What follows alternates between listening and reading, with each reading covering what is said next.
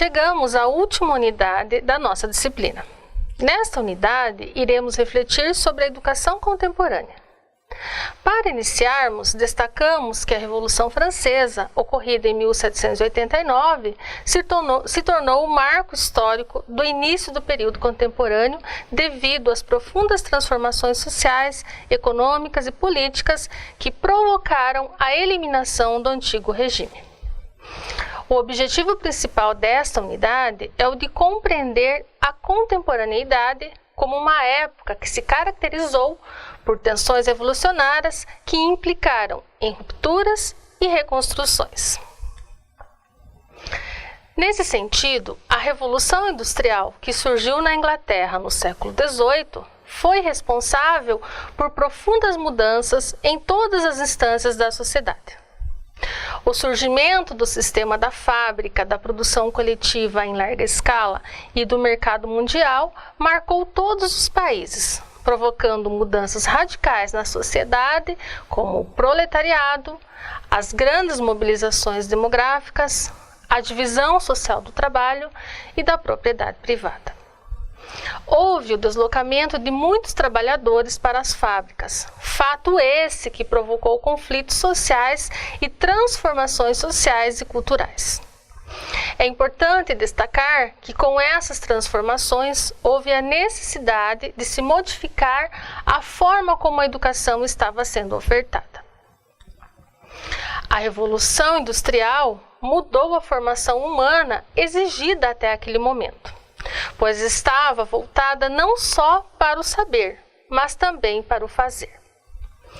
Ao passar a trabalhar na fábrica, deixando para trás o ofício na oficina, o ex-artesão está formalmente livre, porém, como capitalista, também dos velhos laços corporativos, mas simultaneamente foi libertado de toda a sua propriedade e transformado em um moderno proletário. Cabe ressaltar que essa liberdade foi uma ilusão, pois no sistema capitalista o trabalhador não possui mais nada, nem mesmo o lugar de trabalho. Perdeu a matéria-prima, perdeu os instrumentos de produção, perdeu a capacidade de desenvolver sozinho o processo produtivo integral, perdeu o produto de seu trabalho e a possibilidade de vendê-lo no mercado. Para melhor compreendermos quais foram as mudanças após a Revolução Industrial, vamos rever aqui os diferentes sistemas de organização do trabalho humano em sociedade.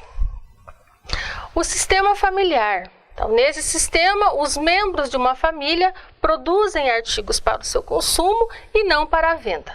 O trabalho não se fazia com o objetivo de vender ao mercado. O sistema de corporações. Então, a produção realizada por mestres artesãos independentes, com 2 ou 3 empregados para atender o pequeno mercado estável. Os trabalhadores eram donos da matéria-prima e das ferramentas que utilizavam. Não vendiam o trabalho, mas o produto do trabalho. No sistema doméstico, a produção era realizada em casa para um mercado em crescimento. Era desenvolvida tal como no sistema das corporações, porém com uma diferença importante. Os mestres não eram mais independentes. Tinham ainda a propriedade dos instrumentos de produção, ou seja, das ferramentas de trabalho. No entanto, dependiam da matéria-prima de um intermediário que se interpusera entre ele e o consumidor. E o sistema fabril, que é a produção para um mercado cada vez maior e oscilante, realizada fora de casa, nos edifícios do empregador e sob sua rigorosa supervisão. Os trabalhadores perdem sua independência, não possuem mais a matéria-prima e nem os instrumentos de trabalho. A habilidade humana deixou de ser importante, dando lugar às máquinas. Devemos ressaltar aqui que no trabalho realizado nas fábricas, a mão de obra das mulheres e das crianças foi muito explorada. As crianças eram obrigadas a trabalhar desde pequenas, com jornadas de trabalho que iam além de suas capacidades físicas. Nesse contexto, era comum as crianças aparecerem com suas mãos machucadas ou com parte de dedos ou mãos decepados por exercerem funções que não eram apropriadas para o seu tamanho. Diante de todas as mudanças no mundo do trabalho, podemos nos questionar. E com relação à educação na contemporaneidade, o que mudou? Podemos afirmar que a contemporaneidade é o período no qual acontece a expansão da instrução pública, como estratégia dos Estados para formar os cidadãos para a cidadania e para o trabalho, no sentido de conformação aos conhecimentos e regras impostas pela classe dominante. No século XIX, a educação tem um papel bem definido, de mediadora nas novas demandas sociais que o sistema capitalista em desenvolvimento impõe de forma a garantir que a pedagogia seja uma mediadora das demandas sociais, que é plural e muitas vezes oposta e descentralizadora, para que possa atender e representar as diversas classes sociais. No século XX, a escola tem um papel central para todos os aspectos da sociedade. No aspecto social, manifesta-se pela ampliação das oportunidades de acesso à escola para as camadas mais pobres da sociedade. No aspecto político, cumpre o papel na formação de cidadão, tornando-o apto a viver numa sociedade democrática e instrumentalizando-o minimamente com o ensino das noções básicas da língua nativa e da matemática para sobreviver num mundo cheio de signos. No aspecto socioeconômico, cumpre o papel de formar mão de obra de forma a poder operar o maquinário na produção industrial.